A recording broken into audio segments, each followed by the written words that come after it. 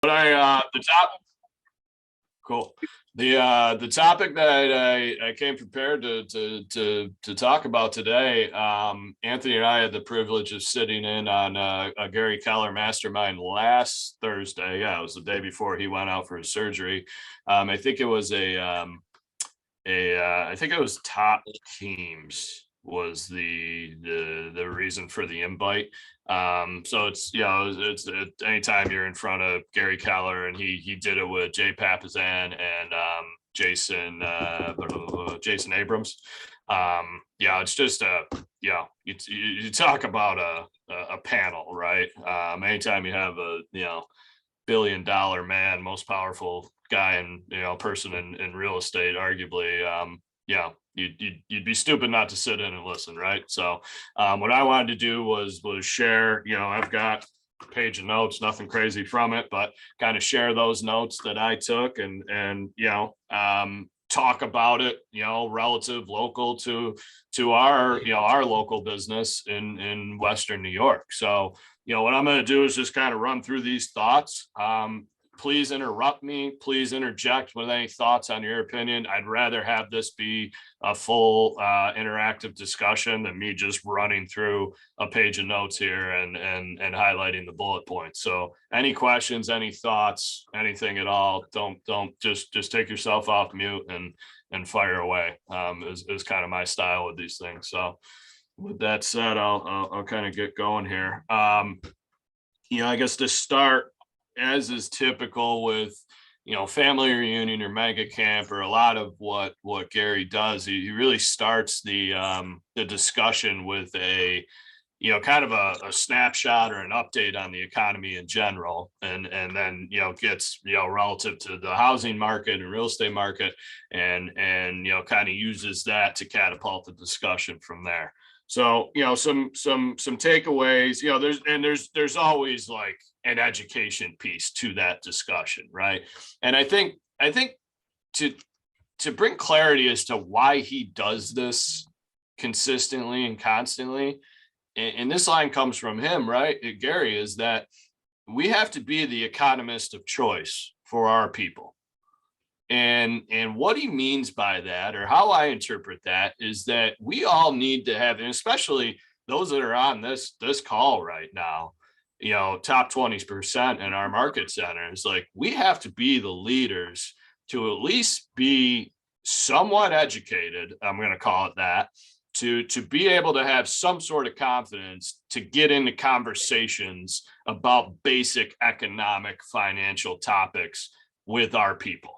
And be the economist of choice with your people. Be the person that somebody wants to call you to get to the bottom of. There's all these news headlines going around these days, right? And you should be the one that can really help interpret, especially the national headlines relative to the local market. And current times, like interest rates going to be the topic, right? So to know how to be educated, or what the education, what the discussion should look like around that is he provides the ammunition that you should have in your arsenal to just have a base level conversation. You don't have to worry about getting in the weeds with these conversations and analyzing, whatever. You don't have to be doing calculus with your clients, right? They don't care about that. They just want to be able to have somebody that they can turn to get, like the layman's terms type of response or discussion going around, basic economic type of topics. And what I can tell you is, like, the real estate market is a huge segment of the economy overall. So we're in this industry where there's going to be a certain percentage, or whatever you want to call it, of our business relative to the economy overall. So it's important to have current knowledge, so to speak, on what's going on. So with that said, from an education piece, there's the federal government. And none of this, I'm going to start by saying, like, none of this has anything to do with politics. This discussion that we're about to have is not a political thing. So when I say federal government, it's not one side of the aisle or the other. It's just how the economy works. Okay.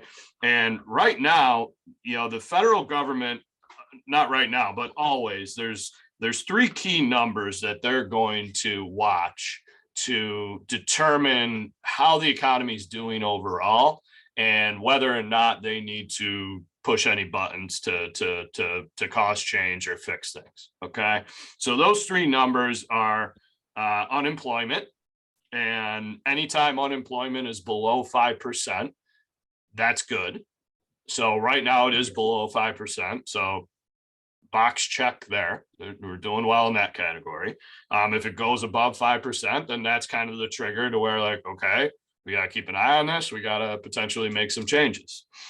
Second number would be GDP, gross domestic product, which is basically, are people spending money or not? And don't ask me what this metric of 2 means, but the tracker is the number 2 out of what I don't know. I'm sorry. I probably should have looked that up more, but kind of irrelevant. Just follow the number. Anytime it's above 2 for a quarter, then we're doing well. Okay. And right now that's not the case. And right now we're at like 0.02. Okay. So that's low. The third number is going to be inflation, which obviously everybody knows that topic is not doing well right now. The benchmark for that is 2% inflation rate. Right now we're above 8. So, really, obviously everybody's aware that's kind of, a big topic at hand for the global economy. So right now, the federal government is looking at this saying people aren't spending. Sure, people are employed, and unemployment is low, but people aren't spending money, stimulate the economy, and inflation is out of control, way above where it needs to be. And GDP is way below where it needs to be. So at the end of the day, the federal government wants a recession. And when I say it like that, you're probably like, why the hell would they want that? They don't necessarily want harm done to people. Okay. Financial harm, but they just, the root word of recede, they want the economy to recede a bit so that essentially the consumer can catch up.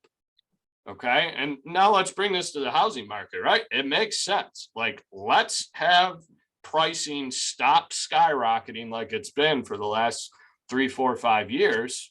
And, just if it needs to come down, fine. But it needs to at minimum level off to where, the consumer can then catch up. That's the whole mission of the federal government right now. Okay. So when you hear that line of like, they want a recession, it's not so much they want doom and gloom. They just want this concept of receding so that, where we're at now, the consumer can catch up to it and not, in as least harmful way as possible.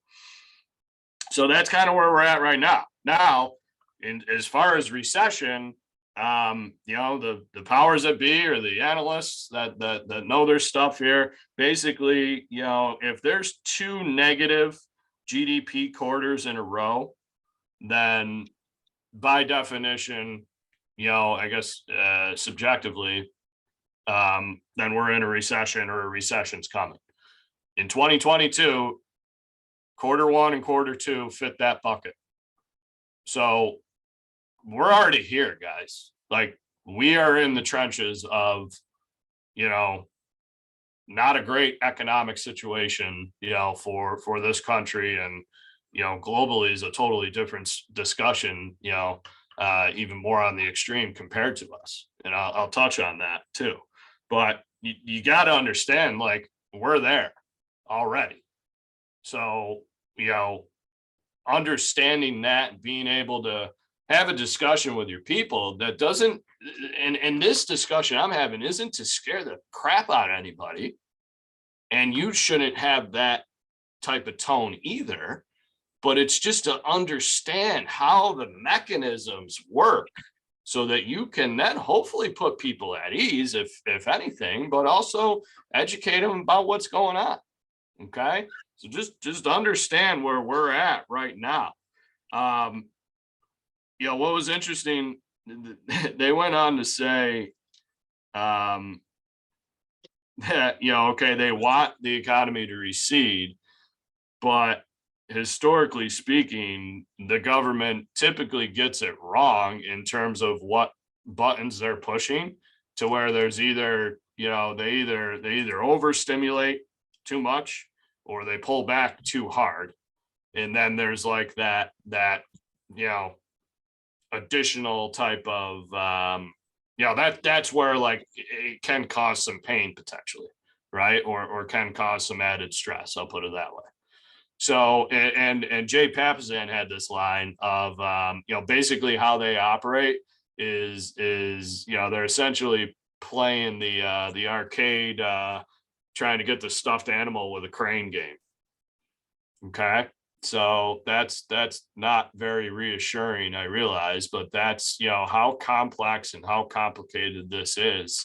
And, the analogy to use in terms of what's going to happen coming up. I mean, there's, I don't want to say they're strictly guessing, and that's why that crane game, you think you got it lined up and you put it down and try to snag that stuffed animal or whatever it is, and you miss. That's bound to happen based on the history of what's happened to this point. Okay. Now, Jason, yeah. especially if the crane game happens to be rigged. Especially if what? I'm sorry. Especially if the crane game happens to be rigged. Yeah. No, I hear you, man. So yeah, again, none of this is to like scare the crap out of anybody. Okay. But I think it's important for us to understand exactly where we stand relative to our industry, with our industry, relative to the economy as a whole, so that you can have these conversations. I mean, it's one thing to just acknowledge interest rates have gone up. It's another thing to understand why. And the why is to allow, to get things to essentially calm down and cool down, so that pricing doesn't continue to just go through the roof, so that the everyday consumer has the ability to catch up to it. And if that means pricing needs to come down dramatically to do so, okay. If hopefully it's just kind of a little blip in the overall like graph of things, and things level off from there. Okay. Again, not political at all, but like, the job of the government to hold democracy intact is to protect the middle class and put them in a position to thrive. Okay. And that's what they're trying to do. And that's why topics like inflation are so important, because if people are spending that much more money to fill their gas tank, to buy groceries every week, to do everyday things that are now double, triple, whatever, X amount percentage above what they're used to, that does not position any, the middle class to be in a position to really thrive. And we need that for democracy to stay intact. The inflation for the 1% of the population, they don't care. I'm sure they care, but like, it doesn't matter for them as much as it does for us, right? And they also offered some perspective in terms of us compared to the global economy. I mean, we're still the benchmark. Don't let anybody tell you different. And I mean, you get into different, scenarios where, like, in different regions where, the country of Turkey has 70% inflation currently. Okay. So like, we're crying the blues over our 8%. And that story isn't uncommon with, as you get into less dense, countries, however you want to call it, third world countries, whatever it is, their economies are a mess. I just spoke with a client, this morning, who's Italian, has got family in Italy. He's like, I could take $2 million and go buy a village in Italy and live, comfortably the rest of my life right now. Their economy's been in shambles for 20 years. So, we, are so in tune to what's going on as we should be. Yeah, things aren't good, but it's also, and this is for what it's worth, perspective's sake, I guess, maybe I'm not, not trying to make it feel better, but I guess it could be a hell of a lot worse, right? But ultimately, the federal government does what they have to do to not get it to that point. And that's the difference between America and everybody else. Okay. Question so far, I got one more topic on the overall like economy type conversation, but any questions on that? I'm by no means an expert or an authority on economics. If anybody here has anything to add, disagrees with anything I'm saying, knows more than me, please like chime in, because I do think this is an important discussion to have, and have clarity around, just so that we can then again, the whole why I'm spending time on this is to position you to be the economist of choice for your clients. And if you can take this conversation and run with it and then be able to educate yourself to better educate your people, that's the goal. So what was his suggestion? Like, okay, so this all sounds like don't buy right now to me. What was his suggestion for, like, convincing them that it's still probably not, I mean, selling houses or buying houses always happens no matter what the economy is most of the time, but what was his suggestion if he had any? Yeah, so I'll get into that with my next point a little bit, I think.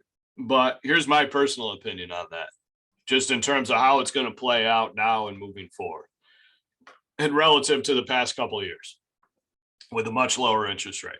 I think realistically speaking, what we're going to lose in our business that's happened in the last few years are, for lack of a better definition, luxury type casual purchases, meaning, hey, I can buy a bigger house. This could be the forever house. It's at 3% interest. Screw it. Let's do it. Right. And I think what's going to happen now and moving forward is, the category of I need to do something as a buyer or a seller is where the focus is going to be, or should be, and where the business is going to come from for home selling. Because yeah, Sarah, I agree with you in terms of like, if you don't need to make a move right now, me personally, I from a financial aspect, I wouldn't be just looking to make a casual move across town when, if my family's stable and like I have a house and everything's hunky dory, like there's no need to buy a home at what could be peak pricing. And, obviously the interest rate's a lot higher.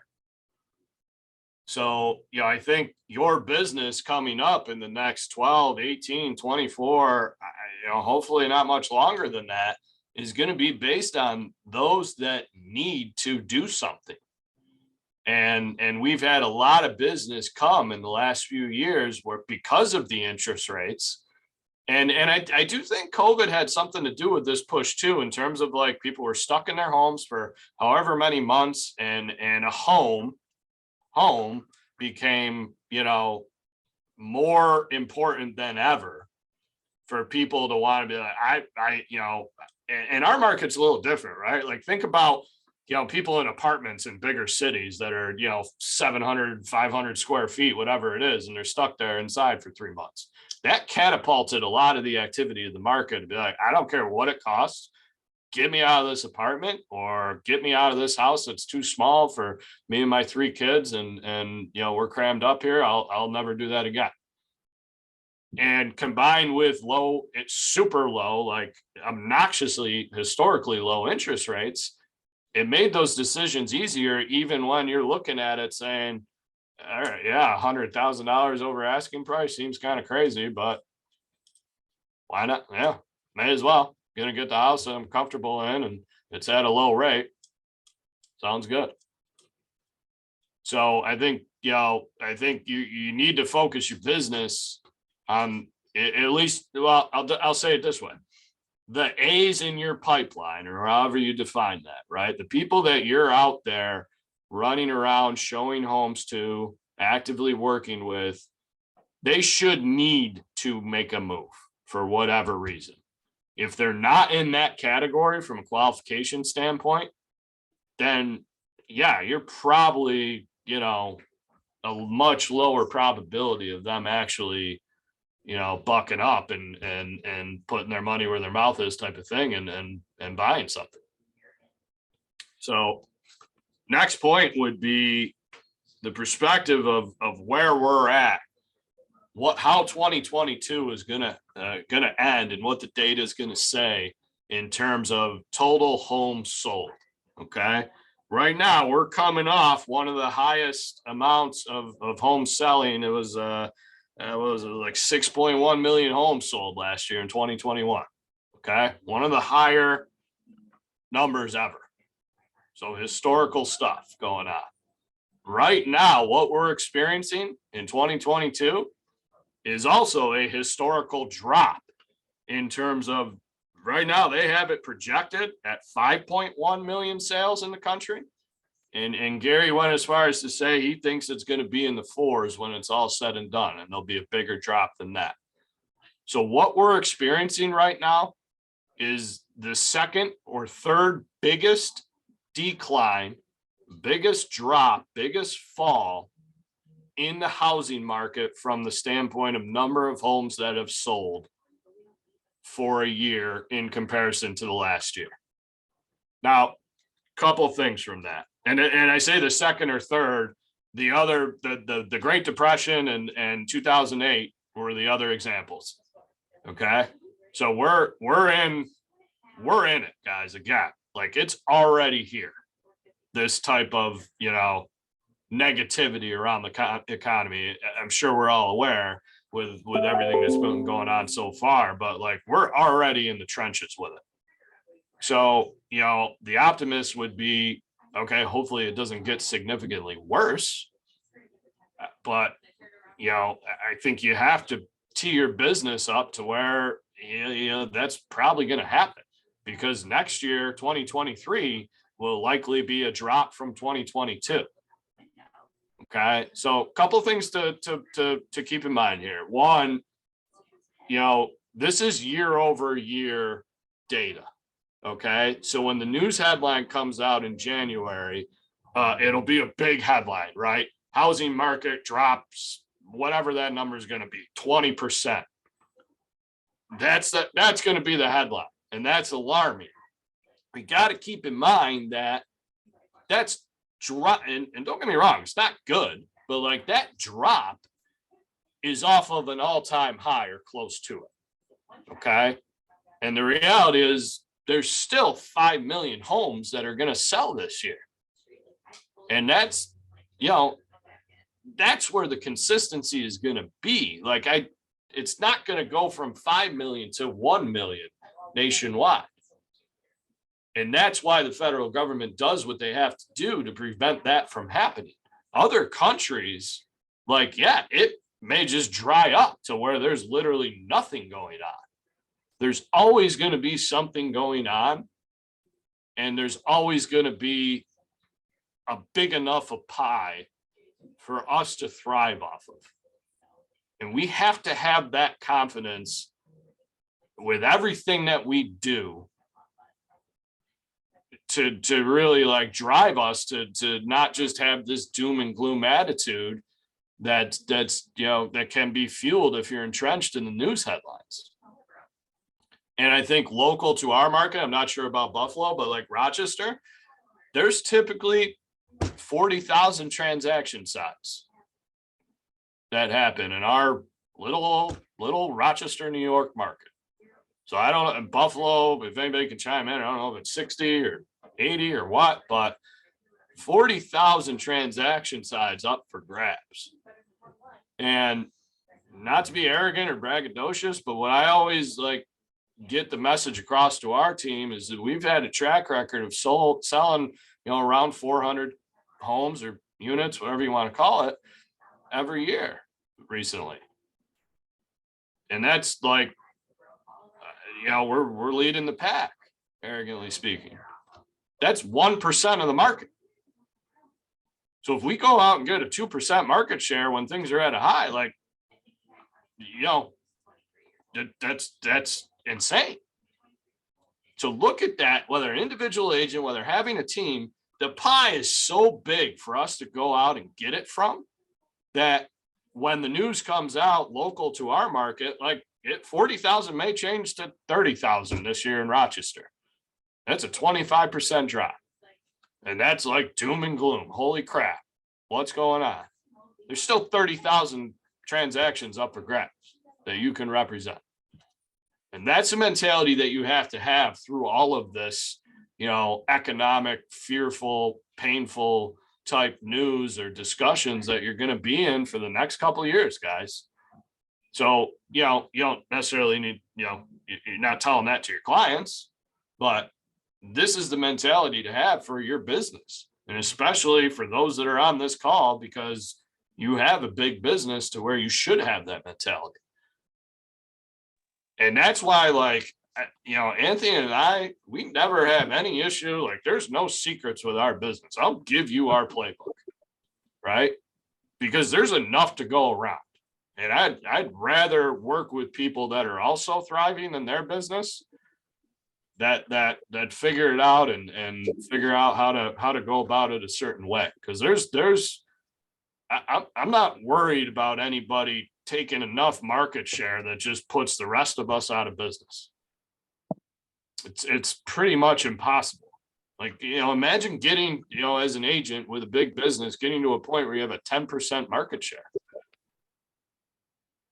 That's in Rochester, 4,000 homes that you're selling. And even then, there's still 36,000 left when it's, at the peak. So there's the message here is like, you're going to see the news headlines that just make it seem like the sky is falling. Okay. And again, don't get me wrong. There's an element where, like, there's a lot of not good things happening out there right now. Okay.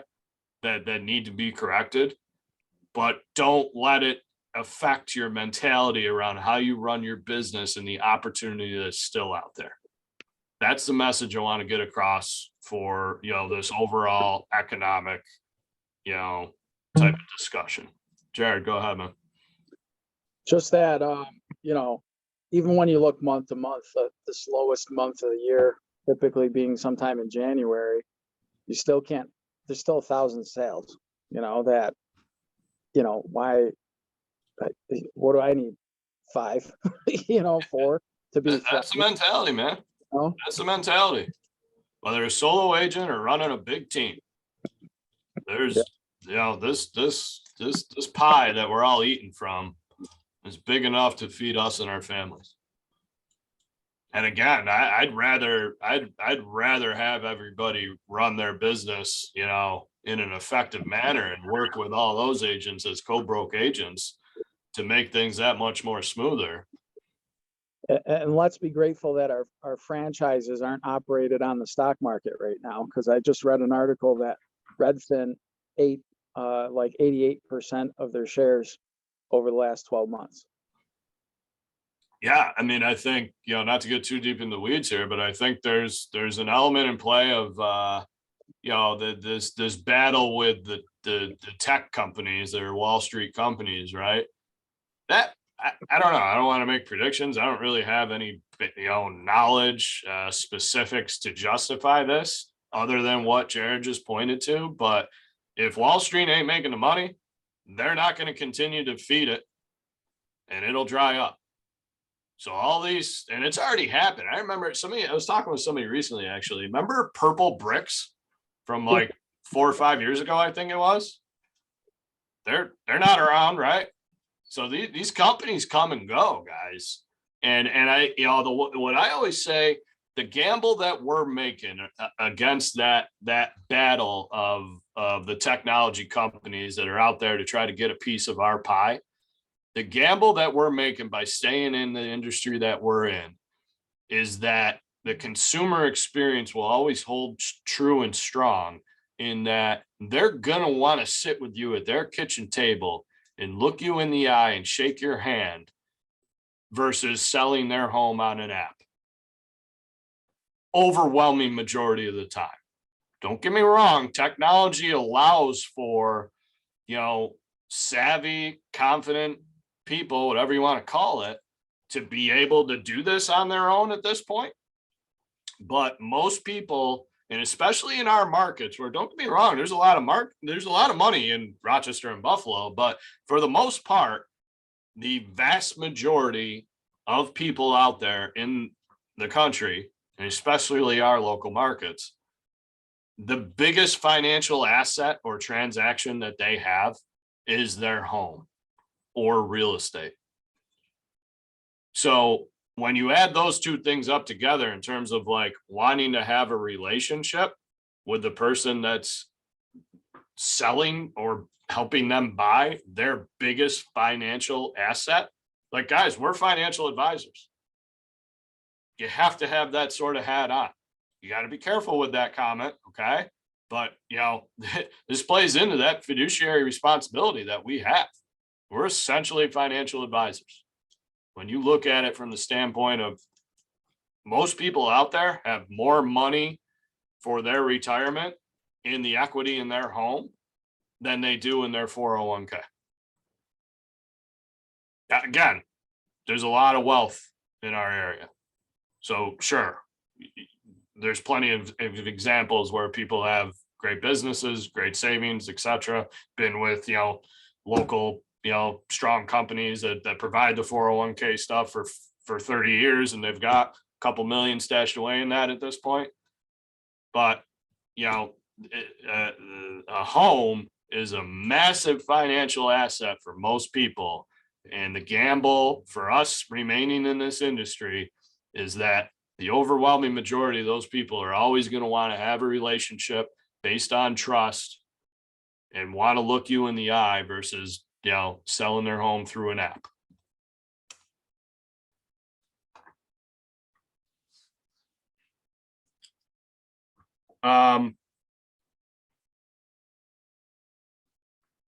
Couple quote. Well, here's what I'll get into. For your business, here's what Gary said. The number one thing for defense in this market, and I'm going to add for offense as well, is the quote, your database and your relationship to it. That's all that matters. For the people on this call, what I can tell you is that if your focus for your business is on something else other than your personal database, to where, you don't have your database, activities and plan in order, and you're focused on other stuff, with that said, I'll be blunt, it's subjective, but you're doing it wrong. All that matters is the people that they know you, and you being the resource for them for all things real estate. Obviously, they want to buy, sell, or invest. That's top of our list, right? But you got to get it to the point where my sink is leaking. Jared, you got a plumber? If you're getting those calls, you're doing it the right way. And if you're not at the point in your business, especially a blunt, hard message for those on this call, because, you need to wrap your head around this for what's ahead. If you're not firing on all cylinders with your database, and you're working on other activities outside of your database, you're doing it wrong. That's all that matters. Now, don't if you have a great plan for your database, 36 touch, whatever, right? And if you're executing that and you're ready to add another layer to it, good. That's the progression. But if you're in this spot where, you're hearing this and can't speak confidently to your plan for your database, and you're not executing that plan, hit the pause button, hit the reset button, and get to work. So you should all be able to like look in the mirror, like do this. Go look in the mirror, whatever you got to do. Verbalize your plan and how you're executing to serve your database. Have a relationship with your database. Market to it.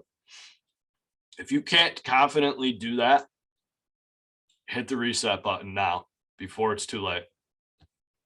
Especially because this affects everybody, but especially the people on this call, because you have a business that you want to continue to grow, but at minimum maintain, I assume. And if you're not in this frame of mind and not executing on that, just take a time out, guys. Get with whoever you need to, coach, team leaders, whatever. And other peers that are doing things that you want to learn about. Devise a plan and go out and execute it. That's all that matters, guys, is the relationships that you have, and you start those relationships or start building those relationships with the people and they know you, and then move on to other layers. If you're not in that frame of mind, I'm telling you right now, it's probably going to get painful. And I can speak to it in terms of like 10 years worth of seeing like what, all the other people out there in the marketplace, so there's the KW jargon, there's Mets and there's have not Mets. I've seen the quality deteriorate of that bucket of have not Mets, Zillow leads, online leads, Facebook leads, whatever it is out there. Consumer savvy at this point, it used to be, elements of shooting fish in a barrel in that world. It's not anymore. So if you're all in on the have not met bucket of business and not servicing the people that if you don't have problems already, I can, again, not to disparage or scare anybody, but I think you're probably going to if you don't pivot. Hey, Jason, it's Yeah. Andrea. Yep. So I'll tell you, I'm a referral agent. It's really the only business that I do is by referral. When I came to Keller 5 years ago, I jumped into the Buffini system, which is a referral-based system, and it took me 6 weeks to get my database in order. So I know that everybody listening is probably thinking, yeah, I got to go back to the drawing board and go through my whole database, and I got to qualify them, and I've got to rank them. And I have to tell you, it's a daunting task, but I did it 2 hours a day. Right before lead gen time, I did 2 hours working on my database only. And it allowed me to give touches to people, and it allowed me to send out the letter that said, sorry, I haven't been in touch in a long time. And in a 6-week period, I did get it up and running. And in the 5 years that I've been just working by referral only, and there's a lot of cards and notes and pop-bys and events that go on with it, my business has more than doubled since I came. So I will tell you that being a referral agent is really, it's a great way to go. My events are well attended. My people respond. They ask me for who's the plumber, who's the this, who's the that. And, I literally I know it sounds kind of creepy when you say you touch your database. I don't know why that's the word, but anyways, they get the newsletter, they get the item of value, they get the email, they get my note, they, invited to my events, and I do one like clothing drive or something a year. So there's always something going out that we're doing, and it has helped tremendously with me being able to keep my business afloat this year, where I see a lot of agents have been down. And literally just work your database just an hour at a time. Just pick an hour a day and just try to get it in order, because it's your business. It has to be the one thing. Yeah.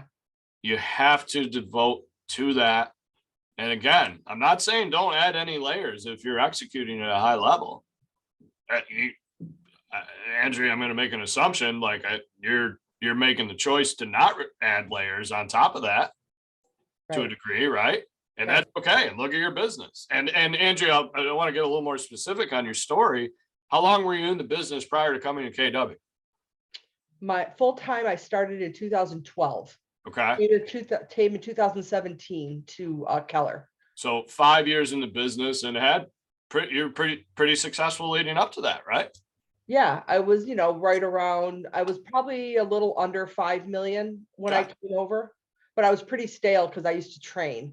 3 years of training and 8 hours a day. It really kept my business at between 4.5 and 5 for like 3 years. And I thought if I jump, I'm going to jump into my business and stop doing the training and all the other stuff I do. Yeah. But literally the last 2 years has been, 25 notes a week is 2 years straight. I have done that, written 25 notes a week. And that has been, I think, one of the best things that I've done, if I could just pick something that I've done differently. And it's been a game changer for my clients to get something from me constantly. You mentioned the word touch. Guys, like I always say, embrace the spam. Yeah. It's part of the program. There's, my line, and I apologize for those of, heard me say the same things over and over again, but whatever goes on, however the brain operates, right? Like they get a postcard from you, they throw it away 2 seconds later, something fired a neuron or whatever, science of the brain type of stuff up there, something happened. It counts. And ultimately, your job is to get to the point with as many people as you can, because of your relationships with them, that they remember you and think of you when they actually need something that's real estate related. And that's the full spectrum of, I want to buy or sell a house, to I need a plumber or a landscaper or whatever. Or hey, I want to remodel my kitchen. Advise me on this. Again, financial advisor. I'm about to drop $75,000 into remodeling my home. So is this a good move? Those are the conversations that you should be having. If you're having those conversations, you're doing it the right way. And also, I can tell you, if you're just having conversations or running into people or whatever it is, and you just get the line, either how's real estate or how's the market, unprompted, have that feed your confidence that you're doing something right. Because even if they have to do the memory jogger type of thing, the analogy I use is like if you're coming opposite ends of a grocery aisle, right? And you lock eyes and that other person's like, what's Jason? What the hell is his deal? And they got to like figure it out in that moment before they get to you.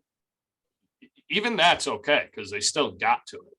But ideally, like you're just, you're real estate and your name is associated with it in their head, so that they can be out advocating for your business, with other people. They're out to dinner with their friends. Somebody brings up real estate. You got to call my guy. So I learned something pretty powerful this last month. And that was, I had a person reach out to me that's been in my database for 2.5 years, because we helped their family sell mom and dad's house in Hilton like 3 years ago. And this person, I had, called them, left voicemails, and at the time didn't have an address, didn't have an email for them, just from leaving voicemails. Never got a call back, but for whatever reason, every time they came up, in the database as, hey, got a call Nancy, I'd call, left a voicemail. And then I get a phone call from them, last month. Hey, Jared, we're looking to make a move and sell our house. And up until this point, I was in a lot of judgment around who was in my database. And man, so-and-so never picks up my call, never hear back from so-and-so. But the truth is, just because they're not even in communication with you doesn't mean you're not their guy when, the time comes, as long as you're in front of them. Guys, that's so important to understand. And if anybody I did Anthony's and I'm doing it while he's out, the business blueprint at noon. And I did the first one last week, noon on Fridays. I did the first one last week, and the topic was, I think I titled it a candid discussion around lead generation. And basically the message, Jared just interpreted it, but it counts when you're just touching, reaching out, leaving voicemails. You gotta understand, people have their own life. They don't care about yours. unless they need to use your services. I don't mean to be like down on humanity. Okay. It's just how it goes. It's human nature. Nobody gives a crap what you got going on. Don't take it the wrong way. And have that understanding so that it fuels your lead generation activities. Just keep pounding away, because eventually, you're just on your way to being remembered. To where Jared's example, like you're going to get the call at 3 years later. Hey man, thanks for the 37 messages. Sorry, I didn't respond till now, but I need to sell my house. And I That's think all that matters. That's all you care about, really, right? Let's be honest here, right? These conversations, talking about the weather and hoping that real estate comes up in that conversation, And- they're all well and good, but like at the end of the day, your purpose of lead generating is, the very rare chance that you just happen to call somebody that day and they said, shit, Jared, I actually have to list my house next week. Why don't you come over? That never happens. Very rarely happens, right? Out of the blue, where like you just call somebody lead generating, haven't talked to them in 3 months, and they're like, well, actually, what a coincidence. I actually need to do something. So all these conversations are just relationship builders until then. I And found they get off the phone like nobody cares. Okay. Be numb to that. Now, don't get me wrong. There's also good people out there who have a genuine respect or interest in your life and your world or whatever. But, maybe I'm just an angry old man, get off my lawn type of guy at this point. But for the most part, nobody cares. Okay. So just keep pounding away. Keep sending the mailers, keep spamming them, keep calling them, text them, Facebook message, whatever. If you can send a smoke signal and communicate that way, do it. But just understand, don't get frustrated when there's not tangible results. As long as you're doing the activities, you're going to be positioned to they don't have a choice but to remember that you're in real estate when they need to do something. From there, they may have a choice that, I got a new girlfriend, her cousin just got licensed. If I don't use her, I'm going to be in a heap of trouble. Sorry, man. Even if you get that call, you're doing something right? Because they remembered you. And that doesn't mean that they're not going to refer, their friends to you or their family to you, even though they use their girlfriend's cousin who just got licensed and blew the transaction for them. If anything, that's even better, because you're gonna get the referrals if you handle it the right way. And just no problem, man. I get it. It's all good. Happy wife, happy life. Do your thing. Contact me anytime. Still, if you need any help in that transaction, I got to be careful, but you're welcome to call me anytime. Hey, Jason, I know there's, I don't know what I call creative, lending aspects that can help some folks. I think the guy from Northwest mentioned something about, buying down points, which I don't understand any of that, but Yeah. Are there is there I guess a short sheet, a cheat sheet or something that we could add to this to mention to folks, or just? Well, and I think that's going to be, I'll give a cliffhanger here, because this was the second half of Gary's mastermind last week. Okay. Was essentially the first title of it was Mortgage Hacks. Okay. And unfortunately with these, I have a hard out at 10. So I can go a little over today, but I'm going to have to end these on the hour. But what I'm going to do, I'll have that be the topic for next week. But yeah, there's a huge opportunity, guys. And we're about to roll it out on our end. Start getting your sellers in tune to your house isn't selling. We can either reduce $10,000 or we can do some marketing that, hey, we'll offer to pay down, pay points in order for a buyer to get a lower interest rate, and then advertise that seller willing to buy down buyer's interest rate. Awesome. And essentially, the full discussion next week will be there, but basically it's a seller concession. Works the same way. Contractually, all you need to do is have a seller concession. Buyer and the lender can figure it out from there. Buyer may choose to not buy down their rate and just take extra cash. But this is the creative type of stuff that we're going to need to get in tune with very quickly for the market that's ahead. So if you have sellers that their listing isn't selling, this is an option. It's our job to educate, give the information, give the opinion. Their job to decide on if they want to do it or not, or how they want to handle the sale moving forward. With buyers, like, so after that call with Gary, the first thing I did was called our lender and I'm like, hey, before I really get my wheels spinning on this, from the lender perspective, are you okay with this? Is this something that like you guys don't want to do for whatever reason, or isn't financially a good thing for you? I don't want to make this push and then have it be something that's met with difficulty if it takes off. Her response was 9.9 out of 10 buyers are doing it right now. We present it every single time anyway. Especially in our market, think about it, right? Where there's lower price points. A point is, and I'll get into the weeds with this next week. A point is, 1% of the purchase price. Got $200,000 house. We're talking $2,000. Potentially shave your interest rate by, whatever, 3/8 or half or whatever it may be. Jason, did you say 99.9% or 9.9%? Yeah.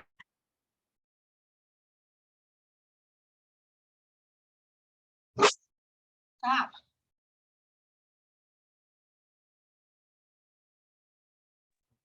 Did he freeze or did I just lose you? Oh, that was just his hard stop.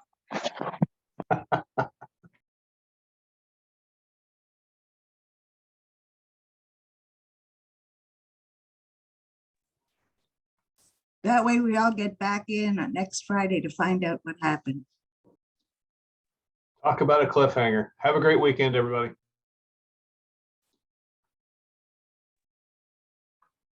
We back?